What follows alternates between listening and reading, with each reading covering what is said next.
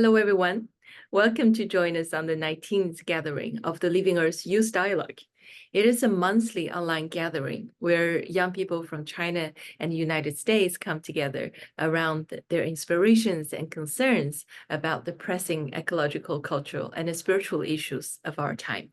Through sharing our thoughts, personal stories, and local actions, and we'll begin to build bridges and bonds cross-culturally and to support a vision of peace and collaboration towards an ecological civilization. And the event is supported by Institute for Postmodern Development of China and Cobb Institute and the Living Earth Movement. And as some of you are familiar with the program, that you know that this is a program not only about cross-cultural dialogue, but also intergenerational one. And we believe that building ecological civilizations, we need energetic youth and wisdom elders all work together. And thank you all for coming today. And last month, we had the 17th Claremont Eco Forum. Many friends from China came to the event. And during this event, we had many conversations and wonderful gatherings. And some topics reappeared, such as how do we continue this precious collaboration after this event? And some of the educators come together and say, we want to continue building a network for ecological educators and further connecting and share and experiment and collaborate to nurture both ourselves, but also preparing for the programs for the next generation. And today, the dialogue is much of a continuation of the Claremont Eco Forum and an invitation for co-creating the Eco-Educator Network. So join us to be the co-host today, Lauren, and she's a new friend that we just met a few weeks ago at the Eco Forum. And since we've met, we've been planning and gathering and getting to know each other more and seeing what can be done and how can we build and preparing for such a network can be built. And Lauren is an educator researcher and into educational design and specializing in participatory learning and also an active member of the Zero U community. And Lauren will be overseeing the chat room conversations today and gather questions from you. Our speaker, our tour guide today, MIngyang, as many of you came to this Eco Forum will be impressed by MIngyang's translation skill. But in fact, she is much more than an interpreter, and she had been working in China's countryside restoration, countryside revitalization projects for over 10 years' time. Graduated from Hong Kong University and spent some time in Stanford. However, MIngyang decided to dive into China's rural development and the social innovation since her graduation.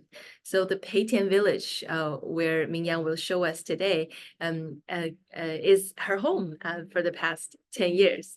The Peitian Village is an 800-year-old living community, which means there's still local residents are living here and traditional life ways are being practiced here.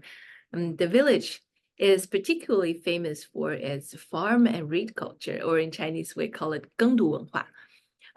It's developed in China's agrarian agricultural history, and it sees tending the land to be self-sufficient and learning knowledge to serve the commons are the foundation of the continuation as a family and the culture.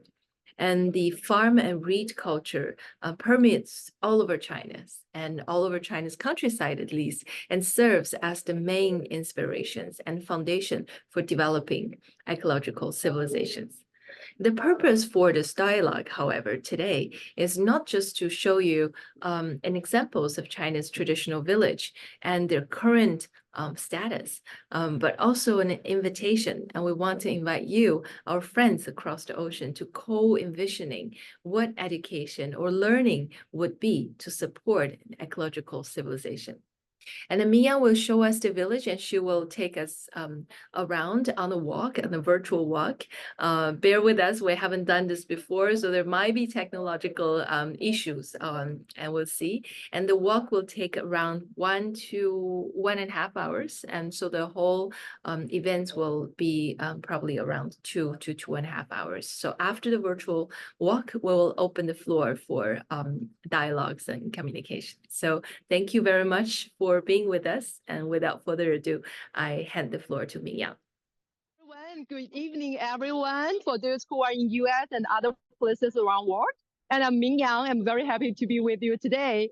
So there's just a usually accident happened here. People who are going to fishing and their fishing stick just hooked together with a tree. It's very interesting. Okay, anyway, let's move our attention here.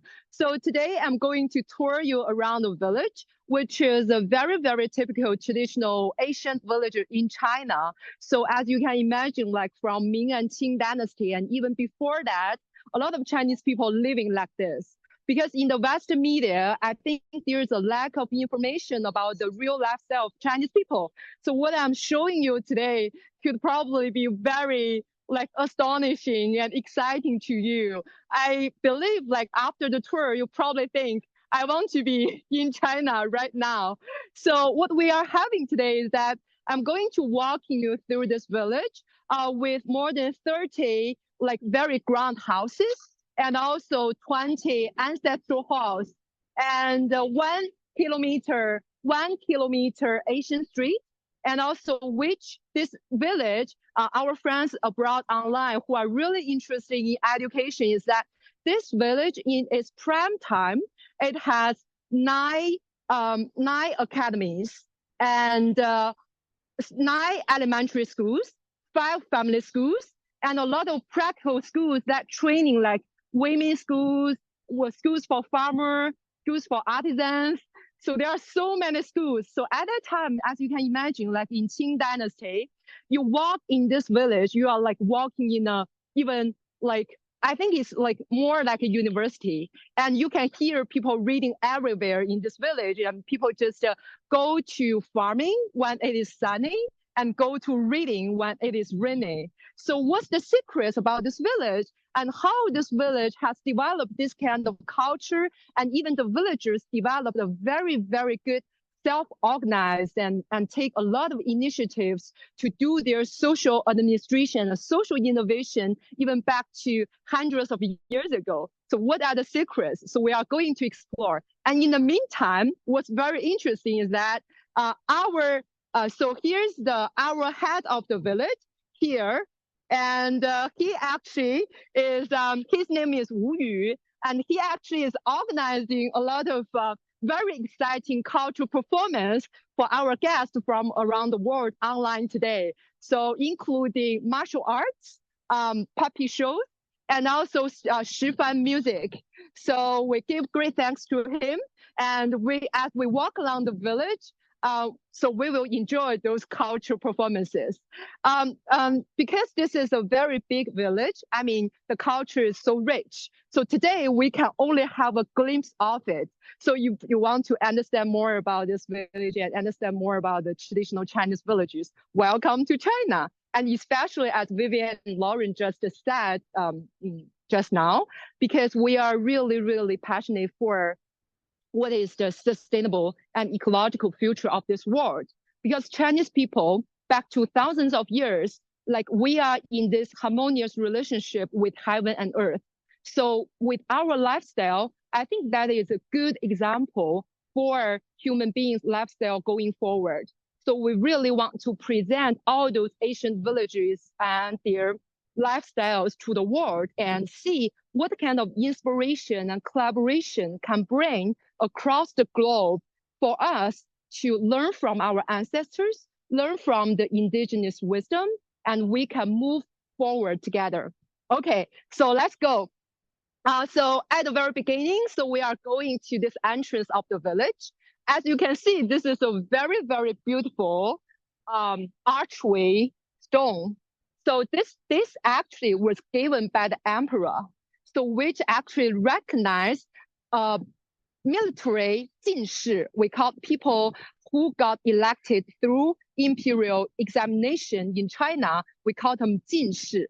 So this was given by the emperor for a military 进士 in China back to Qing dynasty. And the 武进士 is called 武把真. So as you can see, what's written here. So the couplet, what's written here, I would just read in Chinese and explain the meaning of it. It's very profound. 世有凤毛蝶合陈词班子赋，身随豹尾曾陪先烈列黄辉. It means that the person who's been recognized here has contributed a lot to the country and to be the guardian of the emperor. So in recognizing this person's contribution, so this archway stone was given to him. Okay, so let's go forward. So as you see here, a lot of elder people are just talking and thinking, here. So this actually is a feng shui forest. So why? So you see there's the water wheel going on here, which actually bring the wealth to the village, and also the big tree, and also this tree with 800 years of history. So this scenery, we call it feng shui in China, is that we design landscape that can create this kind of energy field that make people feel really welcoming, embraced, and really comfortable. So this part is very important feng shui forest for this village. Okay, so as we walk along this village, we are entering into this village, and you see all these feng shui forest. 我们在直播. And this one, at the very entrance of this village, is very interesting. Probably this one is a very limited version of temple, which actually puts Guangong, which is the person that we worship for his resilience and his bravery and his contribution and his loyalty to the country, Guangong. So he actually exemplified the martial part, the military part, the force and the strength part. But what's on the second floor? Guess what? It's Confucius. it's Kung Fu Zi. So he's on the second floor. So this building and this temple actually is a very good example to demonstrate that people in Peitian, that they are not only nurture people who only be the scholar and be the people who really literate, but also they nurture a lot of people that they are good at martial and they are good at protecting the country. So this Wen and Wu, so we call literary and also the military. So this Wen and Wu actually balance each other very well. And all the villagers here back to Ming-Qing dynasty, they all practice not only reading, farming, but also martial arts, which we are going to show you today. Okay, let's go. And Vivian just shared a little bit about, because the nature disasters nowadays in China, I mean, all around the world. So we are facing about a very severe ecological crisis. So how this village manage the floods and the dry and all those kind of extreme weather conditions.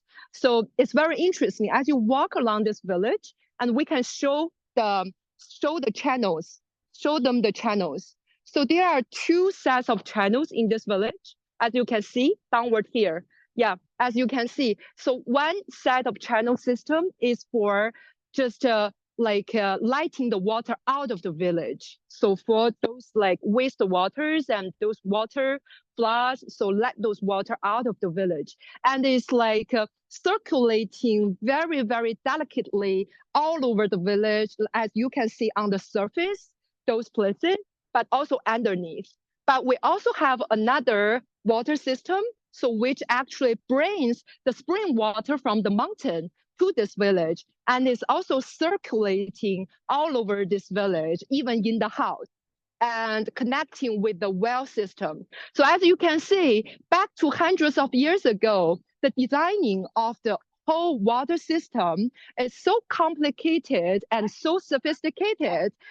There's even one professor who's really good at like landscaping in China. He's like the #1 person in this, and he visited this village, and he actually really appreciated the landscape planning and also the water system in this village, because it's just so complicated, so sophisticated, but it's not like designed very mechanically. It's like designed very organically. It comes from the wisdom, like when people living here together with the nature. Okay, let's go forward. So as you can see on our right-hand side, here's the rice field. People planting rice here. But out of this whole complex area with houses, so outside this village buildings, so we have large patches of land planting rices. And also we have a lotus pond here. So it's the best season for you to appreciate the lotus. So our colleague, so please show them the lotus and all the flowers, because lotus actually represents purity in Chinese culture, and the lotus is also the theme for Chinese artists to paint. So if you want to buy a piece of Chinese art, so a main theme would be lotus.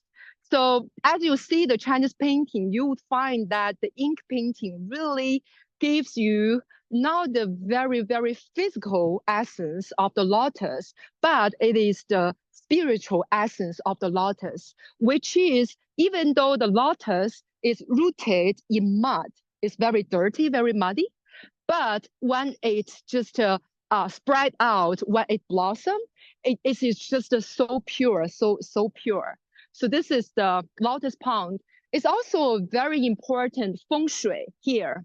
So which means, because water actually brings brings wealth, and also lotus actually represents your virtue and your purity. So this is a very, very important symbol in Chinese culture. And there are people doing the construction work. You can see, so the woodwork here in this village. So I just mentioned, for all the architecture forms in this village is Hakka compounds, and we call it 9 halls and 18 wells. So it's not like exactly like this number, but as I show you the buildings, you will see that how those halls and wells connect together and build up a space that when it's open up the doors, the spaces all connect together. And when you close the door, the space is just like one space, another. So it's very interesting.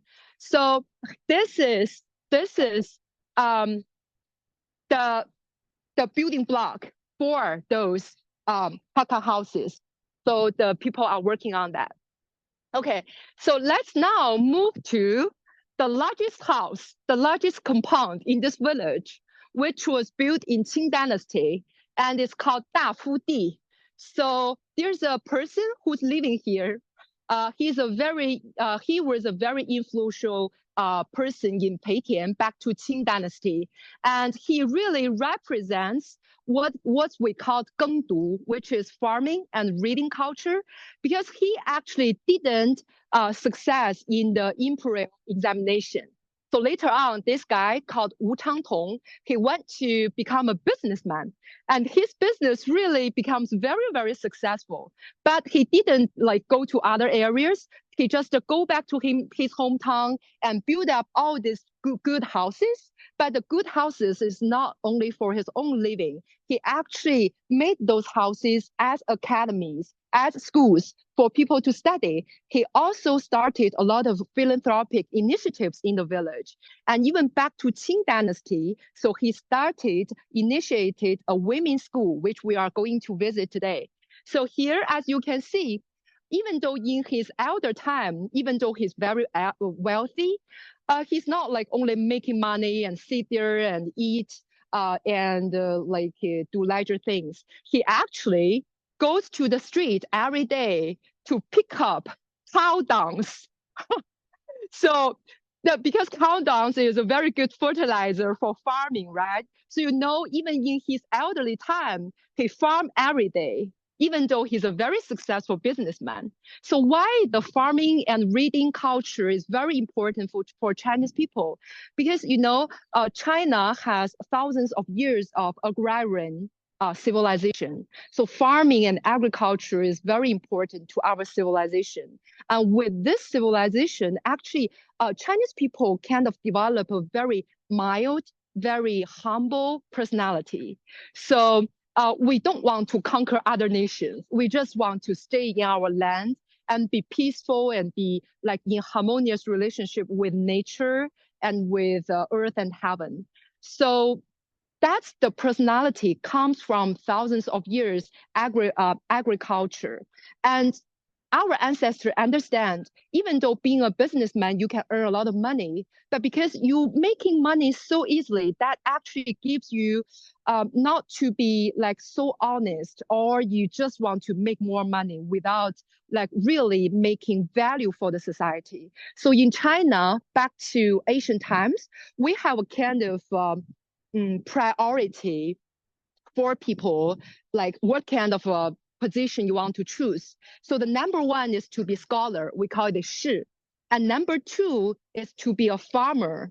And number three, the third priority is to be a worker. And the last priority is to be a merchant, which is businessman.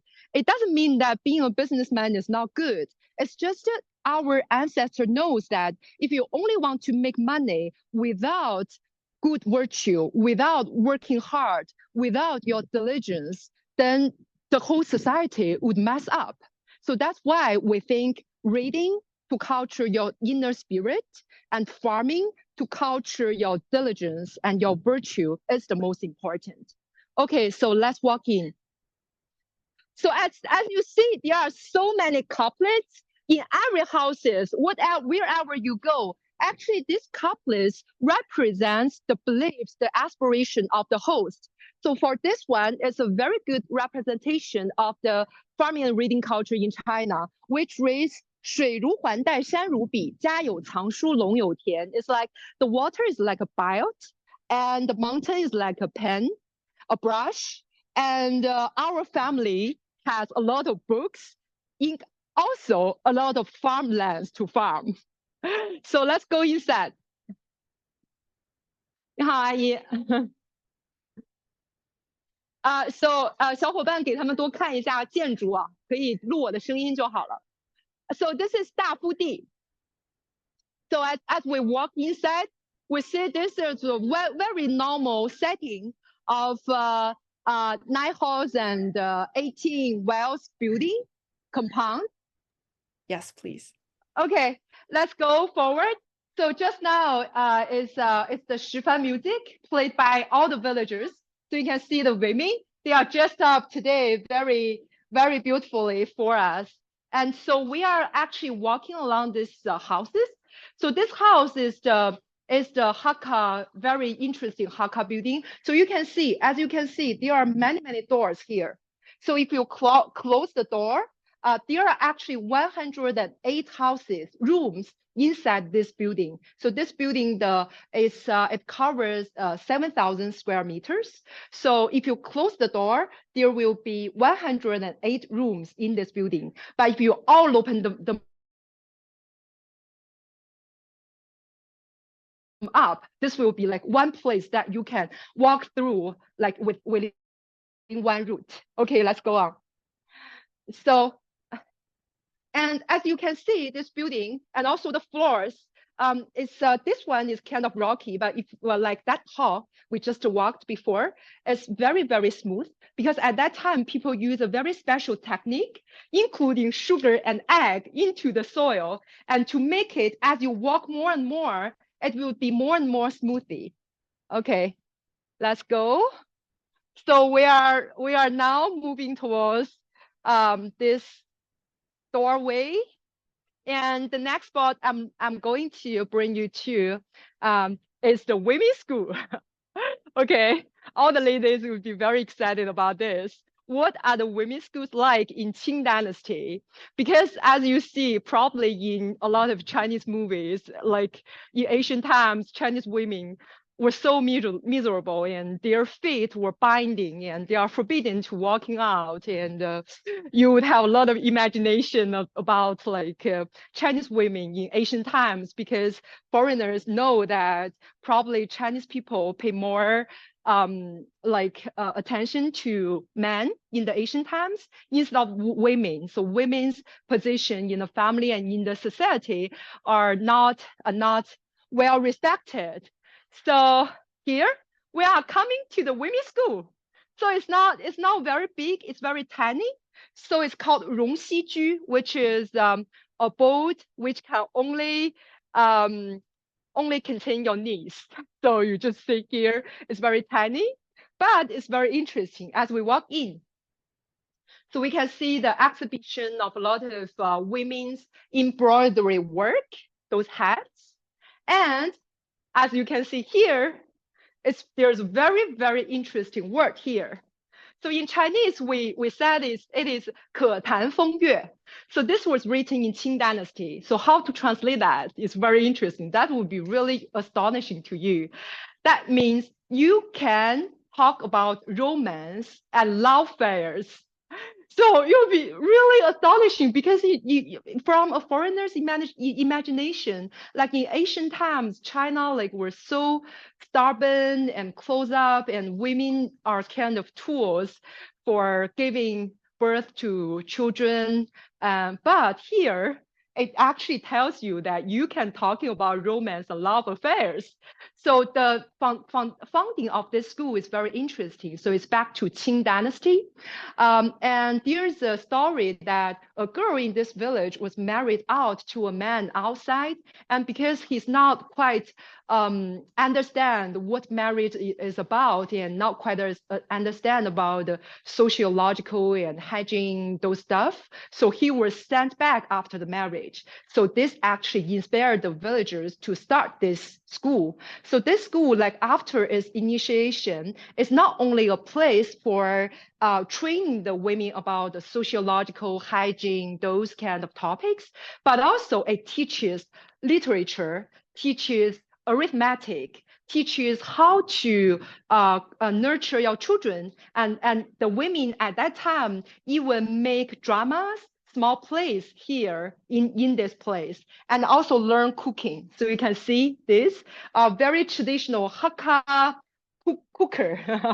So it's very interesting how like women are treated here, because a lot of men in this village were went out for business or working for the government in Ming and Qing Dynasty. So women actually are the host and the leader at home. So the Wu clan, so this family, the whole village, their surname is Wu. So the Wu clan understands how important the role of a wife and of a mother it is. So they started school, and this actually even runs to after Communist Party take role. So this school actually has a really, really long history. And as you can see, the plaque there is also very interesting. It's called 王国伟人, which means you are a great person in the nation.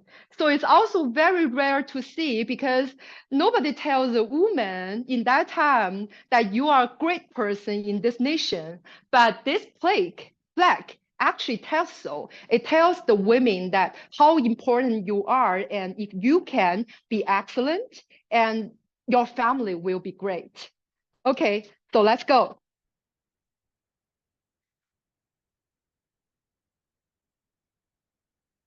Oh, okay. This direction. So next we are the place we are visiting is also very interesting. So as you walk along this street, you can see all those cobblestones pave the street. So you can show 你们可以给他们看一下街巷街道. Yeah. So this is a very traditional form of Chinese Asian villages, and hello.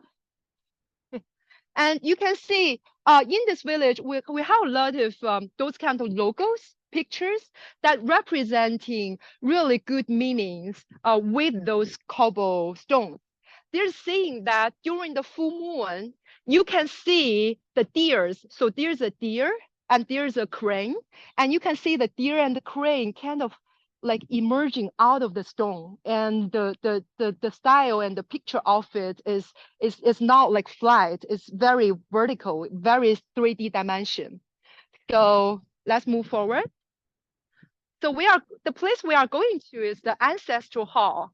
So as I just mentioned, there are 21 ancestral halls in this village.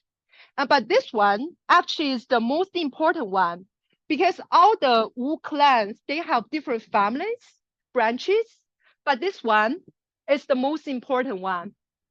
And this one is the united hall for all the people. So which is their the most important ancestral halls. So here we have our women from the village, and they are now demonstrating the Pumpy show, the Pumpy show. So let's see how it works. So Pumpy show is also a very interesting Chinese performance. So as you see, what they are playing are lines. But as you see over there, actually, these are the character from the 西游记, right? As you can recognize. Yeah. So for the Pumpy show, actually, we have very, like more than thousands of very classic plays. And as you just pull the string, you can see, as you pull the string, and you will have very vivid gestures of the Pumpy, and the Pumpy can interact with each other, and the Pumpy can also give a lot of kind of you can punch, and you can pin your knives, and you can just put on the clothes. So it can be very complicated.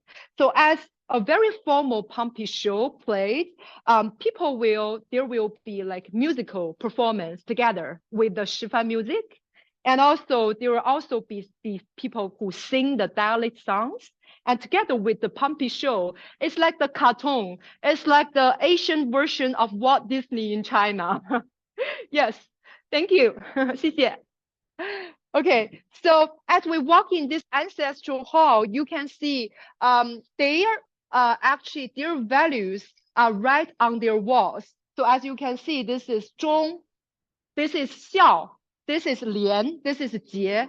So all those are very important virtues that Chinese ancestors actually pass on generation to generation. So what do they mean? 孝 is like to really treat your parents well. And 忠 is like be loyal to your nation, be loyal to your culture, be loyal to your family. And 廉 and 节 is that not waste resources, and be really cautious about how we use our nature resources and how we manage our household. Okay, so as you can see, what's down our knees is also very interesting. So normally, so each year when the clan gather together, they will worship their ancestors in this hall, and this stone is the stone that you step on. The metaphor of this is that one step to the heaven. 一步登天. And as you walk on, and you can see here, let's just give them the picture.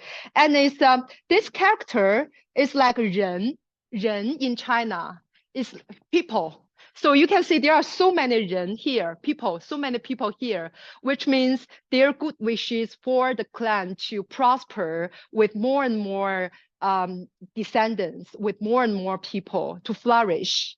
Okay, so let's go to another very interesting place.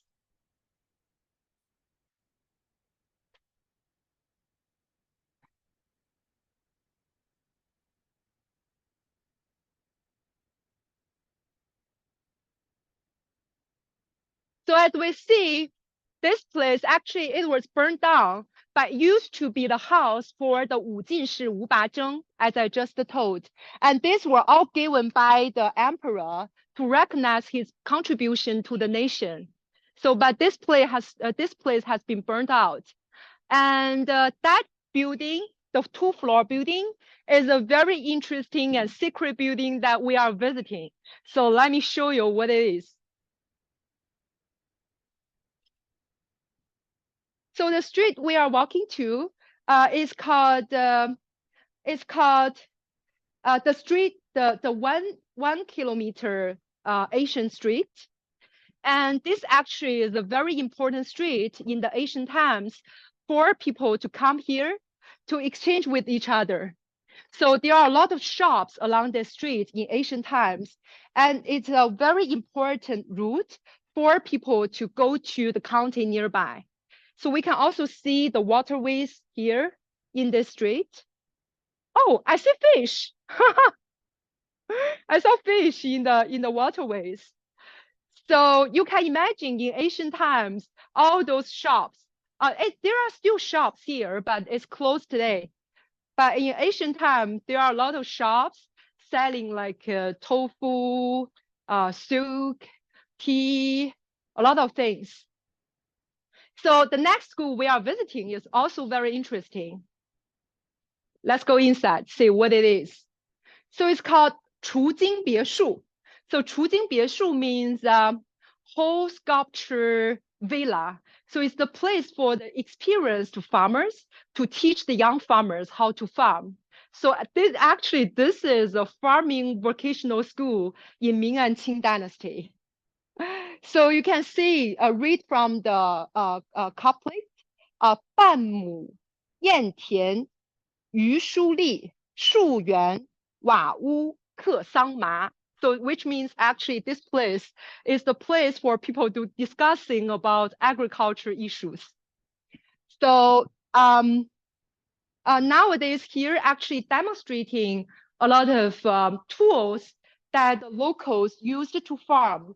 I don't know whether these tools are similar to the things in US or other places around the world, but those are really like very normal to see for Asian Chinese to farm. So as you can see, this is the tools to plow the land.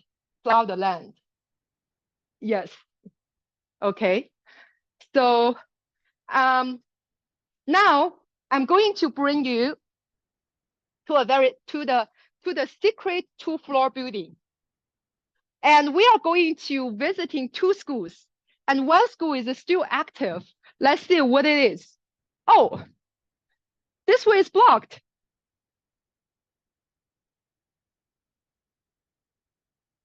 Let me see. Oh, Kitty. Okay.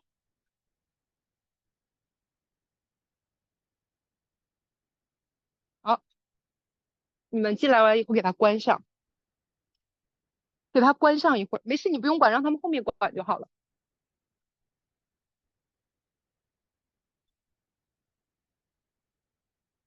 So this is a very, very peaceful place hidden in the village. And the building I'm bringing you to is the most interesting one. We call it 神武 building, 神武楼. And it's used to be, this building is very interesting. This is the thing I want to introduce, how special or how interesting it is for Asian Chinese to support their people to study. So, you know, in this village, because like there are people who are rich and people who are poor, right? So you wonder, okay, it will be very good for the wealthy people to get education, right? But how about the poor people? How about the students from the poor family? How do they get education? Because they need tuition, they need to pay tuition. So for this whole village, actually, they have a lot of lands and those barns for storing rices, which are philanthropic. And they are just designed to support the students from the poor family. And they also give scholarship and rewards on different levels to students from poor family. So all the students in this family, in this whole clan, in this whole village, actually they can get their support no matter their family is wealthy or poor. So everybody will get the chance to be educated and even get a chance to be supported to go out places, go to other places to get their exams and also be educated. And what's special about this place is that we've been working together with University of Hong Kong for 10 years. So we bring a lot of schools and students to this village to work together with the villagers. So on the one hand, rediscover their artisans. On the other hand, actually is to bring the modern techniques to this village to co-create something new. So this building actually is a national preserved building, but so for national preserved building, you cannot do any renovation about this building. But the professor and students from University of Hong Kong, they work together with the woodcraft people in this village, and without touching any piece of this building, they actually restructure this place. So let's go inside. So previously, if you go inside this building, because it's only a barn to store rice, so you only have this outline structure. But all this wood structure actually was designed and built together together with the villagers and also the professor and students from University of Hong Kong. So, and also we have the person here, I believe, in this place today. 艾哥，你不用下来，一会儿我上去就好了。This person is very important. So he inspired the professor from University of Hong Kong a lot. So because for building up this structure is very complicated and you need a lot of techniques locally. So actually he working together and co-creating with the professor and the students for 10 years. Not only this projects, prior to this project, we have wind and rain bridge, and also we have bamboo pavilion. All those are located outside of this village in the farmland of this village. So as you can see, all those like instruments are things that they are using for the moment to build up this place. But also when the students come, they will work here.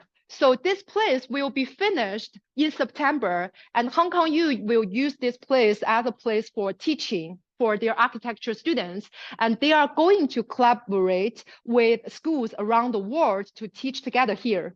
So professors and friends, if you have like architecture like professors and teachers who want to experience the essence of Chinese architecture, please bring them here and they can teach here. So this is a workshop area. So as we walk to the second floor,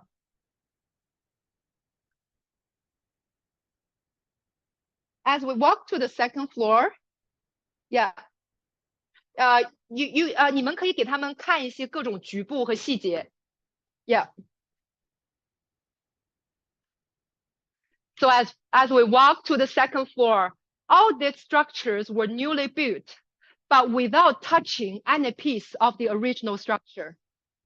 So here will be the places for students to sit, and the teachers stand here to teach. And 太棒了，我刚才在给他们介绍 and all those are their drawings, their structures that is going. Living, so the project name is called Living Museum in Peitian. Okay. Living Museum in Peitian. Actually, there are 3 projects. UI has been working together with Professor Dang, had won a lot of international awards. So I can pull a long list of it. So he's the guy that really is the master of master in the civil society. I mean, he's just in the village, but he's working with the most talented architecture professor in the world. So, I mean, there are so many traditional Chinese wisdom that can be connected and mingled together with the modern techniques or modern sciences.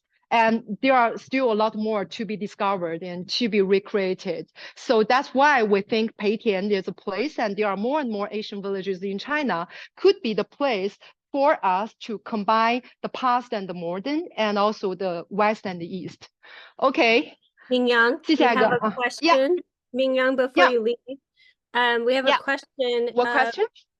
The traditional buildings are in stone. So how does this wood architecture come into the ancient structures as well as this new architecture? Were the ancient structures originally with the wooden beams, or is that with the new buildings? Yeah, okay. So this is a very good question. 我们这边线上的伙伴有一些问题哈。Okay, so actually for this building, firstly, for the wall, it's not stone.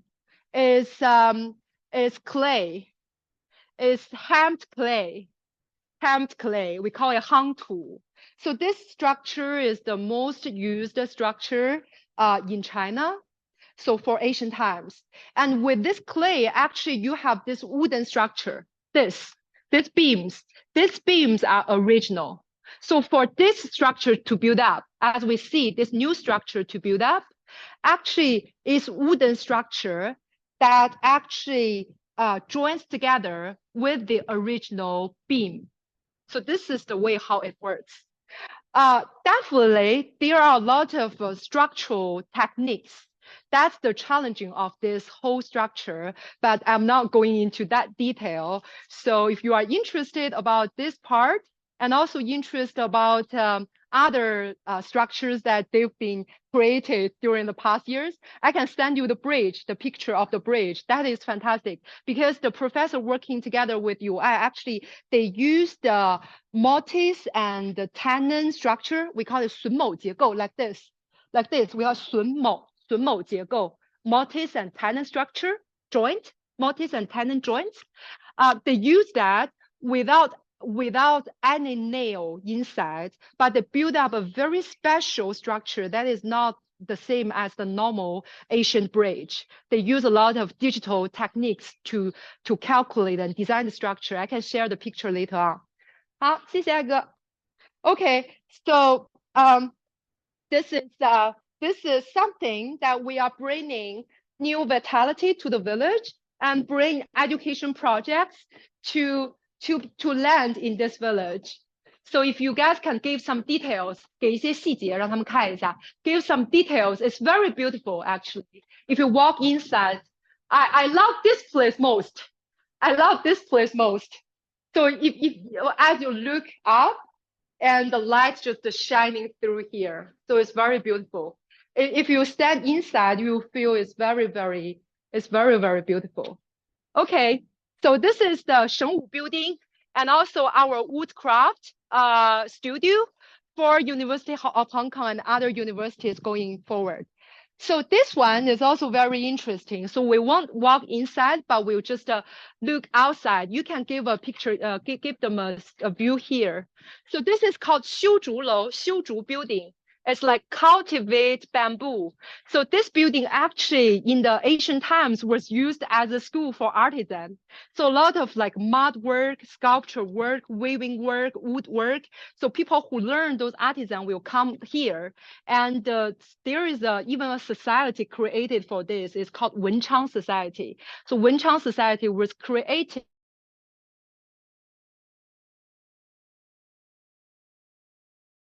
to manage and supervise all the artisan learning educational here in Qing Dynasty.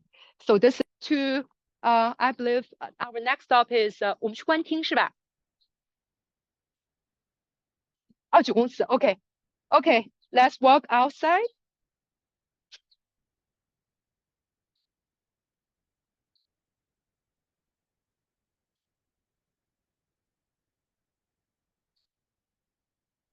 There are some So for the walls, as people ask, those are hemmed earth, clays, hemmed earth for building structure.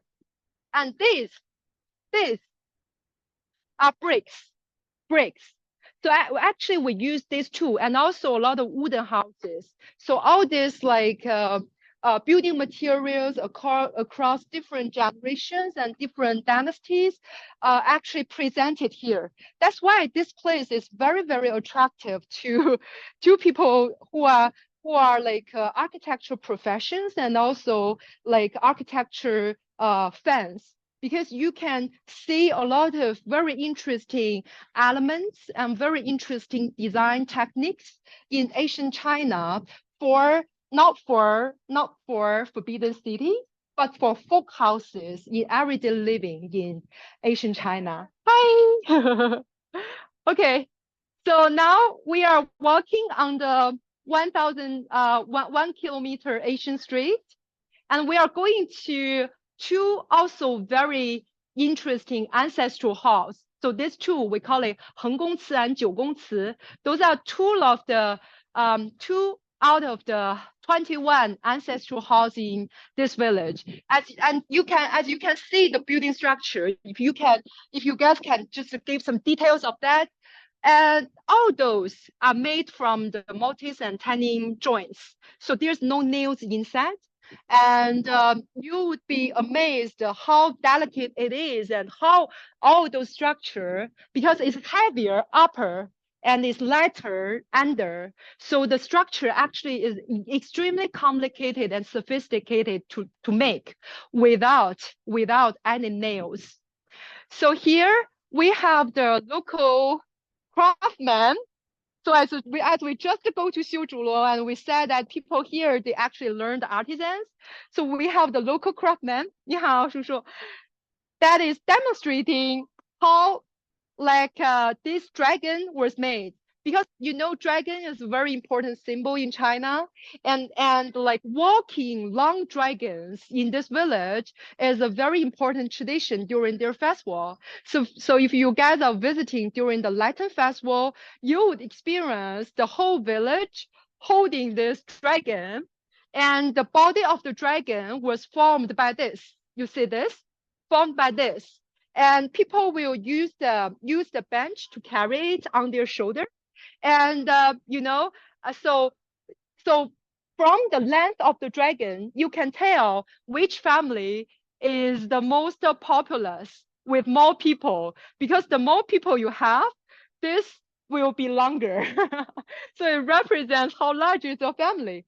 So we see that this is a very traditional way of making the dragon. So this uncle is cutting the bamboo. So cutting to a very thin.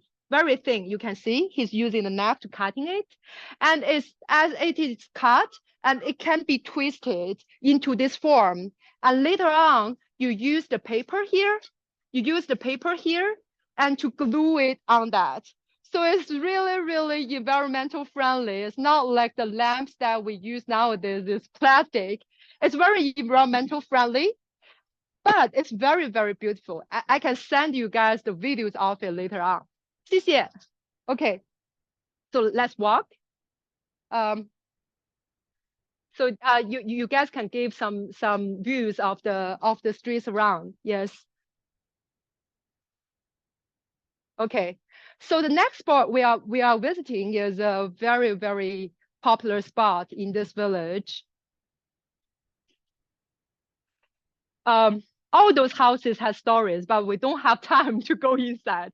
If we go inside each houses, probably we will walk for 2 days to explaining everything of this village. And yeah.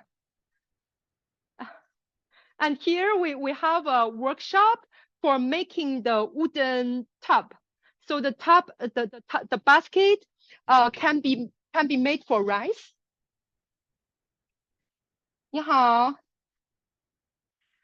So this one, 你好, 你好, 我们在直播. So this one is a very traditional one for the local people to make rice. So you put this on the cooker, and then when it boiled, So the sugar will be separated from the rest. So for the young people, they can drink the soup because there's more sugar inside. But if you are like, you are afraid of your diabetes or whatsoever, you can just eat the rice. The rice has less sugar compared to the normal way, the modern way of making rice. And this is, we call it 搓衣板. You know what this is used for? So this is used for washing clothes. So you just squeeze it on that, and you can wash your clothes clean. So in China, we have a very interesting. We said like 跪搓衣板 is that when husband doesn't respect wife, and the wife would ask the husband to kneel on this 搓衣板 for punishment. Okay, let's go. So this is a very beautiful spot, which actually separates two ways. So this way goes to a county, and that way goes to another county. So we are not going this way first. So we are walking to Guanting first. So we are walking to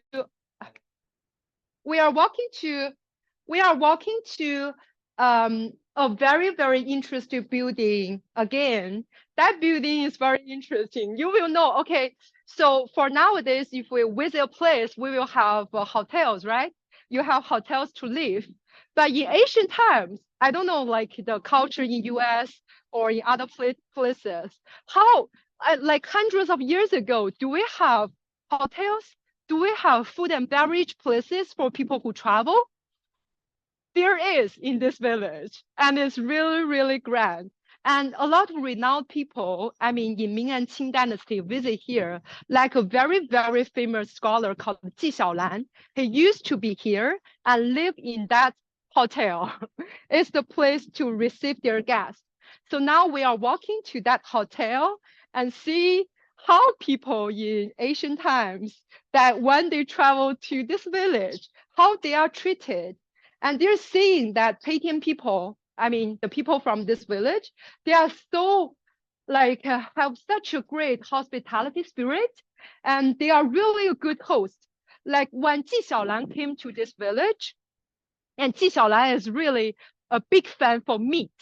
You know, in China, like we actually cook the pork. We call it 红烧肉. It's like when the pork is cooked really, really soft and really, really melted and really, really delicious. And that pork is the best one. And Ji Xiaolan is a fan for that. And when Ji Xiaolan came to this village, actually it's very late, and there's no pork for Ji Xiaolan. So Ji Xiaolan actually, the host of the village, actually just asked the servants to go for a long way to buy the pork and to cook a very, very special pork for Ji Xiaolan, which is called by this village, now it's called 文盆肉. 文盆肉. It's not 红烧肉, it's called 文盆肉. It's more sophisticated than 红烧肉. But the reason why it's called 文盆肉 is also the same pronunciation as 文凭. It's like when you eat this meat, you will be a very good scholar. Okay, hello. So this is the hostel for people who visiting this village. So you see there's a pond. So we call it half moon pond. So half moon pond in Chinese is like, okay, because water brings wealth, but half moon pond actually is like in China, we don't want all things to be perfect, because during I Ching and due to like Taoism, if the things go to its perfectionism, then it will slide down. So we want everything to be just okay, just fine. So half moon pond actually brings the wealth, but it means that I'm not so greedy for all the wealth. I can give half of my wealth to the society, to the people, and I just keep half of it. So in this place, what we are going to have is the Liancheng Feast. So it's a martial art. So this martial art can be played to protect yourself. So in China, we call it southern, fist, and northern. Let's go to. But later on, this martial art actually turned into a kind of play. We call it 武师, line dance, to just celebrate.